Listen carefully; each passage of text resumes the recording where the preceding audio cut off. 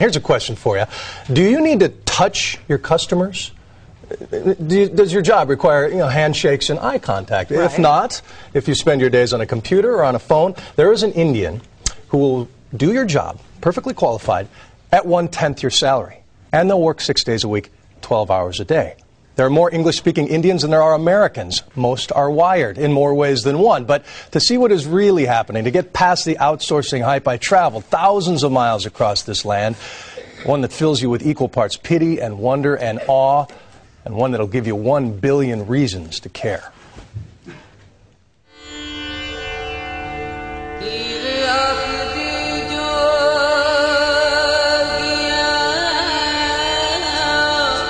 Dawn in India. A nation of 1 billion awakes. In Bombay, there is a human density unlike anywhere else. Compared to Manhattan, there are twice as many people in half the space. This is a working-class home. Dad is a laborer, mom is a maid, the kids go to school. How long have you lived here? 25 years they've lived here.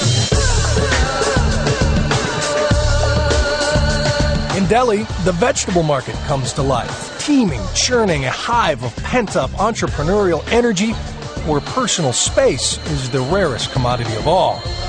Meanwhile, in the suburbs, dawn marks the end of the day at the call centers. Hundreds of thousands of Indians spent the night on American time, answering angry computer questions from Florida, reminding Texans to pay their credit card bill.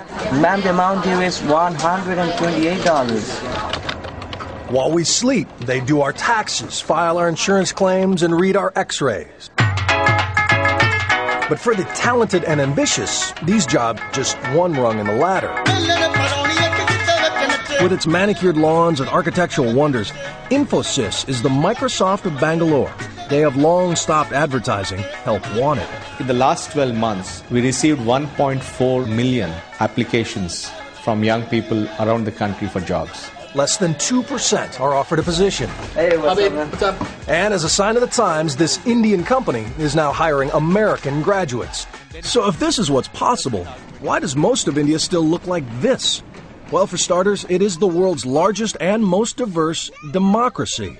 Though some will protest his foreign policy, President Bush is visiting the most pro-American country outside the U.S., a freedom-loving mix of almost every known religion, home to 150 million peaceful Muslims. Imagine if that 1/5 of humanity in India were living like the people of Iraq today, blowing each other up in their houses of worship every other day and on the street. How different our world would be. So to me, India is a miracle. But there is nothing tidy about this country, and that includes Indian democracy. It is a big, sloppy thicket of red tape, party politics, and corruption. Very little gets built or fixed. Mass transit is miserable. Water and power are a horror. In the capital of Delhi, a third of the electricity is stolen. People just splice in and help themselves. And the traffic? Oh, the traffic. But if you sit here long enough and just watch, there's a method that emerges from the madness. Transactions, rituals, patterns. It's the same sort of self-organizing system scientists observe in anthills and beehives. Somehow, against all odds, things get done. And this might just be the secret to future success. C.K. Prahalad is an Indian-born American and a renowned business consultant. He says we should look at this grit and chaos not with pity, but with respect and fear, because this is the training ground for the next wave of global titans. Every kid here who is walking around is getting trained to be entrepreneur, to hustle, and to get a little bit more than what he or she has. If you look at this, you're unlikely to see that this is a place where people are going to get educated on how to use computers. Right. It doesn't look like much. In other words, I think this is a metaphor for India. What you see outside is not what is inside. Outside, this could be a shanty, but inside is a Pentium PC. I met Fareed while stepping over rats in a Bombay neighborhood.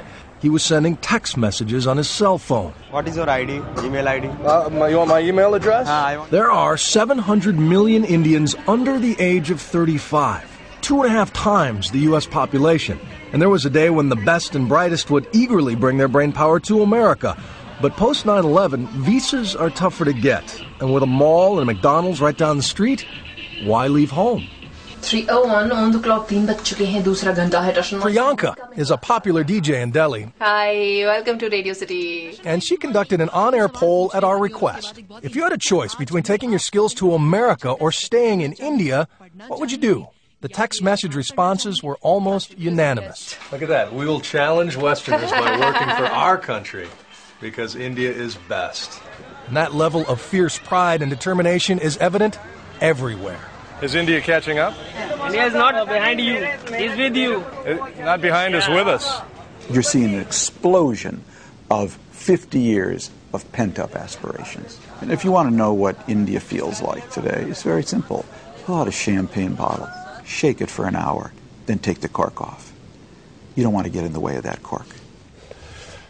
We did a similar look at China a few months back, and comparing the two, it's interesting. In China, a few Communist Party leaders snap their fingers and a highway gets built. In India, all this growth is coming from the street up. In fact, one author told me our economy grows while our government sleeps. They think that'll make it much more stable in the long haul, and China's going to get old before they get rich. This is a young country, so their labor force is going to challenge us in the next half century. Right. So many millions more than we have here in terms of young people. But this prowess in technology, we all know about it, and science, where does it come from? Is there a secret? It's a 3,000-year-old reverence for knowledge. In fact, every college we went into had the goddess of knowledge. They consider study a form of worship, and parents see education as the only way out of those slums, so they will skip meals to send their kids to private schools. And tomorrow you'll take us to daily life. See how people are outsourcing more and more of their lives. Their kids' education, outsourced. Their surgeries, outsourced.